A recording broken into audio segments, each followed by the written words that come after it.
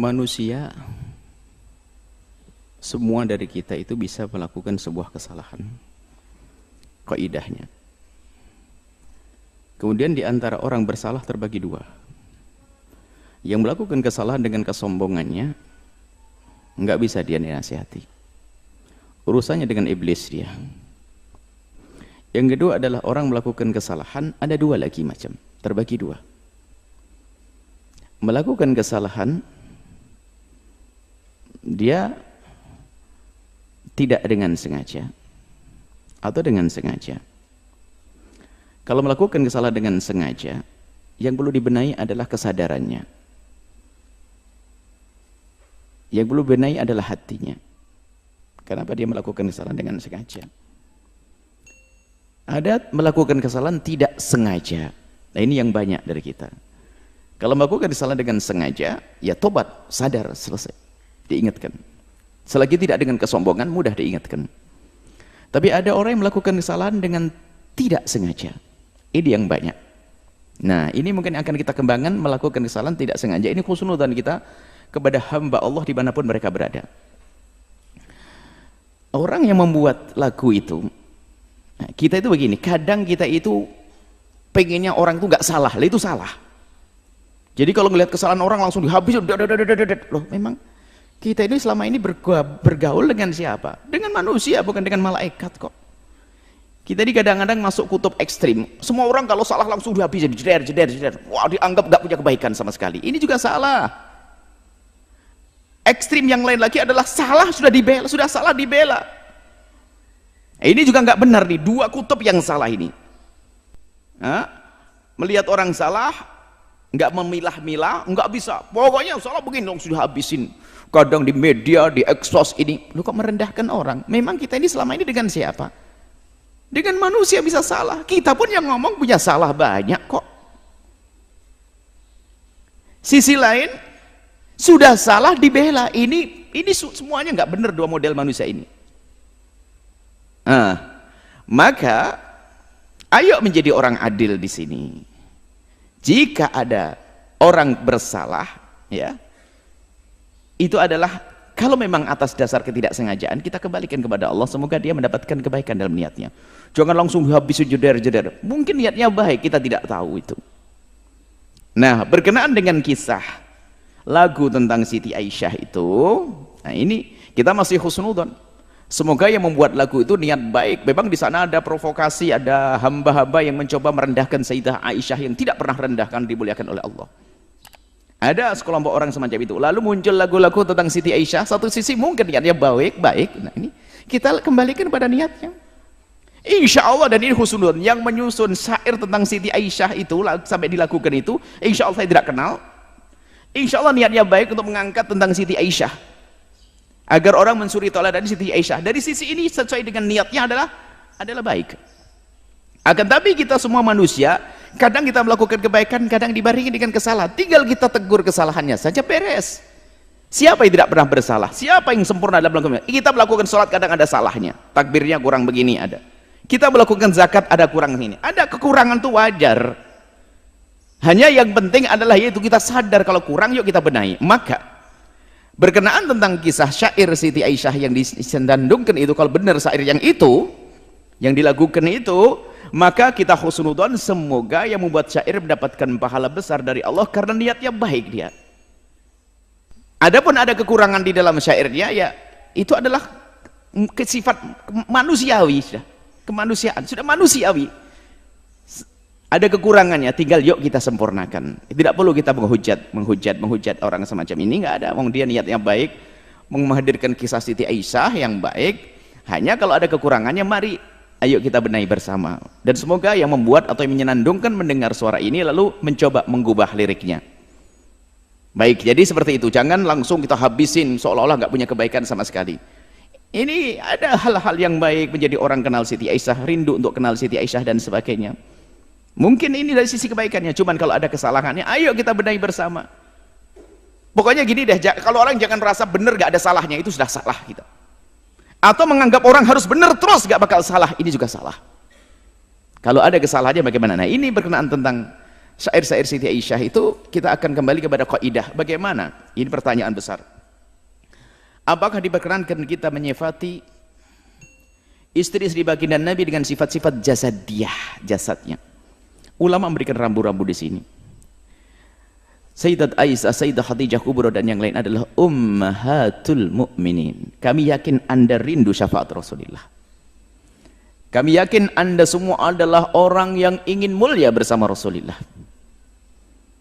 Dan termasuk membuat syair itu insya Allah tidak terlintas di hatinya untuk merendahkan istri Rasulullah. Cuman kalau ternyata ada syair yang perlu dibenahi, ayo kita benahi bersama. Mungkin ada pakar ahli dalam buat syair, dirubah syairnya. Ini kaidah di dalam membicarakan jasad Nabi. Kalau jasad secara umum adalah sah. Misalnya apa ya? Tidak mengarah kepada sifat-sifat yang spesial. Karena itu adalah ibu kita. Coba.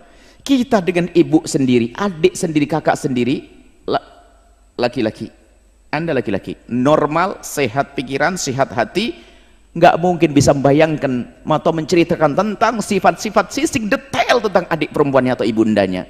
Mohon maaf tentang bibir, tentang ini, nggak bisa. Nggak bisa. Khusus mahramnya itu nggak bisa.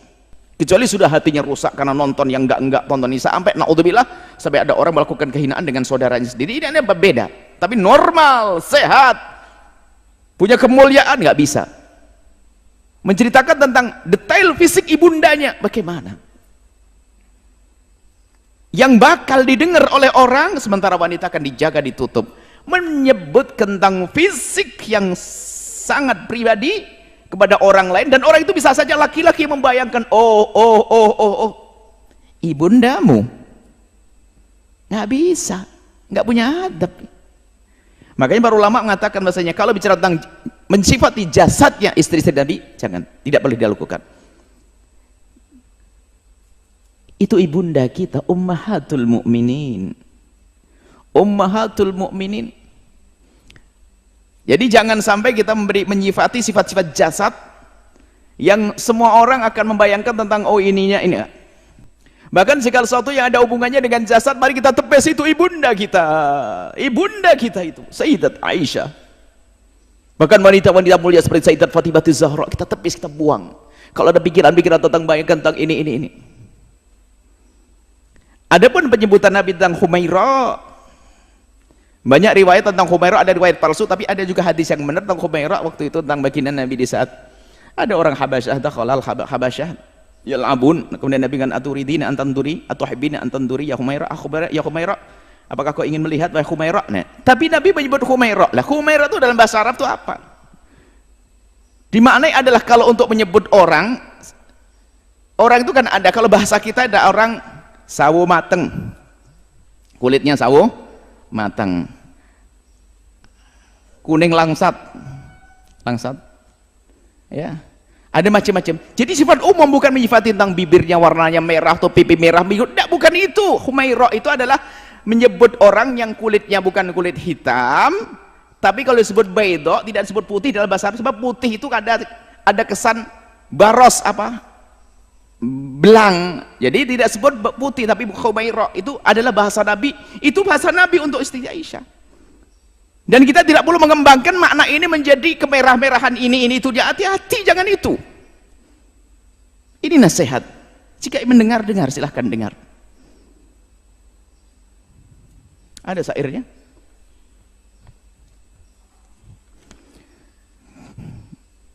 Nah ini mungkin yang membuat atau ingin mengembangkan lagu ini, coba syairnya dikubah ya, agar kita hadirkan sifat-sifat istimewa dari Sayyidah Aisyah. Selain dia bersifat jasad, apa Sayyidah Aisyah punya kelebihan? Cerdas, sampai dia mujtahidah, termasuk minal muktsirin min riwayatil ahadithi, orang yang paling banyak beratkan hadis. Cerdas, pandai, tangkap, penuh kasih, tegas tapi sejuk wajahnya. Nabi Sayyidah Aisyah. Jangan difati dengan sifat, mohon maaf saya tidak tega membacanya. Ada di bait yang pertama ini, barisan pertama itu mulia indah, kemudian bisa diganti setelahnya mulia indah kemudian berseri, boleh, masih wajar. Tapi itu mulia indah ada tengah-tengahnya, digantilah dengan mungkin sejuk, wajahnya sejuk, bisa jadi semacam itu. Kemudian ada bait yang bait pertama baris kedua kami pun tidak bisa membacanya karena saya tidak bisa membaca semacam itu. Bisa diganti itu misalnya dengan mungkin sifatnya ditonjolkan cerdas, pandai,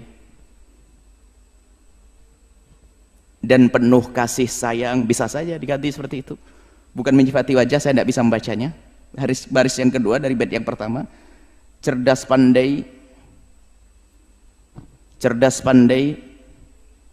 penuh kasih sayang, dan penuh kasih sayang bisa, atau diganti dengan pokoknya coba yang punya. Kemudian yang terakhir, bukan ini bait pertama, bait kedua ya. Bila marah Nabi kan memanja. Memang Nabi selalu menghibur. Ditambah saat diganti di bawahnya itu bukan dengan itu, menghibur hatinya, bisa dikatakan menghibur hatinya. Nabi selalu kalau Siti Aisyah marah adalah berusaha untuk menghibur hatinya tanpa menghadirkan satu yang ya intinya untuk menjaga jangan sampai kita punya bayangan-bayangan yang kurang pantas kepada ibunda kita. Adapun baginda Nabi pernah minum di bekas gelasnya Sayyidah Aisyah, mungkin bisa saja bekas gelasnya diganti tanpa harus menyebut bentuk fisiknya. Tapi itu masih tapi kalau sudah membentuk warna dan menyifati wajah ini itu, ayo kita hindari. Apalagi jasad yang lainnya, naudzubillah. Kemudian yang selanjutnya ada video klip barangkali yang su'ul adab ya. Dan mungkin niatnya juga baik karena belum mengerti. Sudah syair tentang Siti Aisyah, Sayyidah Aisyah digambarkan tentang perempuan yang berdandan dan sebagainya. Seolah-olah Siti Aisyah itu dan paling tidak pantas itu semuanya. Ini nasihat buat saudara-saudaraku pecinta sholawat. Ayo kita waspada dalam hal-hal yang semacam ini. Itu saja mungkin. Jadi yang membuat lagu dan yang ingin menyebar itu kami yakin husnudon karena rindu agar Siti Aisyah betul-betul jadi suri toladan. Akan tapi saya manusia, saya pun ngomong begini dalam satu jawaban ada yang salah kok kalau ada yang nyari. Dan saya siap untuk menarik diri kalau tobat, saya siap. Tobat bagi saya adalah sesuatu yang harus saya masuki pintu itu, karena orang salah nggak ada lagi kecuali harus tobat. Maka saya pun yakin Anda yang membuat lagu dan menyebarkan lagu itu, Anda adalah orang-orang yang tulus dan ikhlas.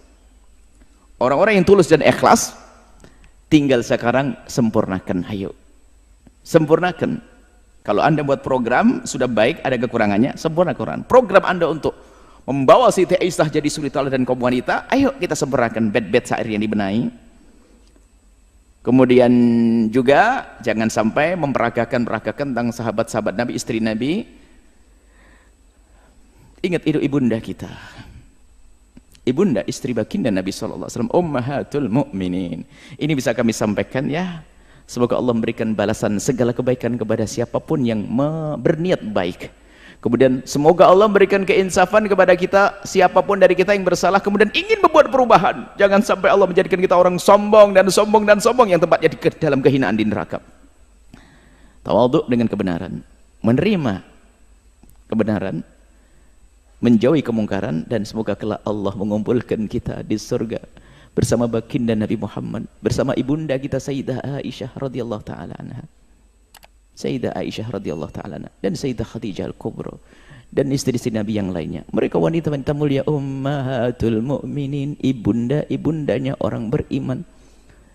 Jaga lisan kita, jaga pena kita untuk tidak menulis, agar tidak menulis sesuatu yang menunjukkan sesuatu yang tidak pantas tentang jasad-jasad. Bicara ini saja insyaallah ya.